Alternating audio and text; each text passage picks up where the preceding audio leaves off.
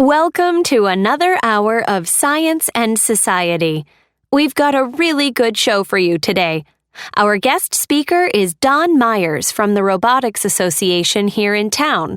Welcome to the show, Don. Glad to have you with us. Thanks, Tanya. Glad to be here. I hear you attended the big Robotics Challenge in California this year. Can you tell us about that? Sure. This robotics challenge originated after the earthquake and tsunami in Japan in 2011. The thought was, what emergency work could robots do on behalf of humans in situations where human safety is an issue? So, scientists came up with this competition in 2012. That's actually a brilliant idea. To use robots in cases where people could be injured or made sick, or even in cases of inspections, right? I mean, an inspector could go into a nuclear or chemical plant and, for example, something could be wrong and he or she could be exposed to radiation or a harmful chemical, right? I hadn't thought of that, but that would be an excellent job for a robot. Inspections in high-risk industries or locations.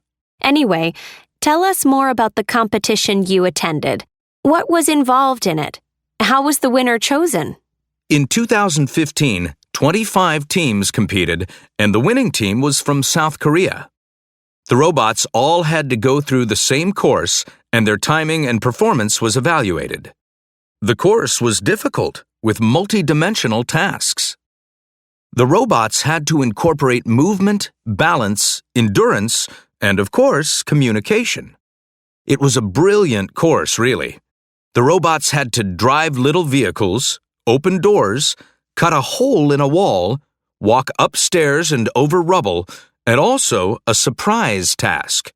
It was fantastic, and the robots had to move freely. They couldn't be connected to cords that kept them balanced or standing. Each robot had 2 chances. Tell me a little about the winning robot. You know, it wasn't the most impressive robot to look at. It had a design modeled on a human being, and I thought the design could have taken it farther. It could have looked more alive. But the appearance was definitely offset by the performance. It completed all 8 tasks in less than 45 minutes. The speed was amazing. And it had this ability to get onto its knees and move on wheels in that position. This stabilized it, I think, and also allowed it better speed.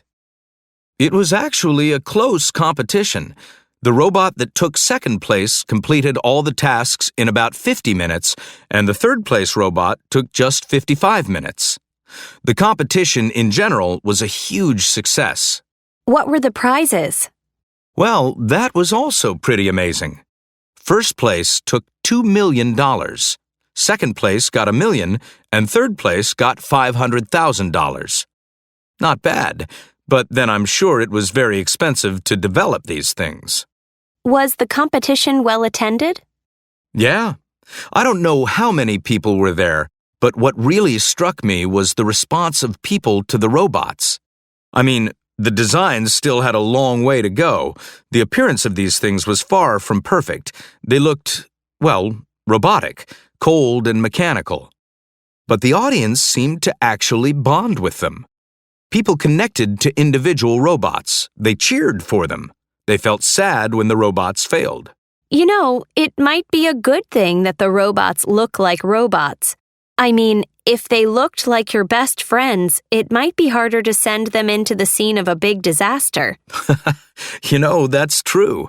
You can make good arguments for designing robots in ways that people won't get too attached to them.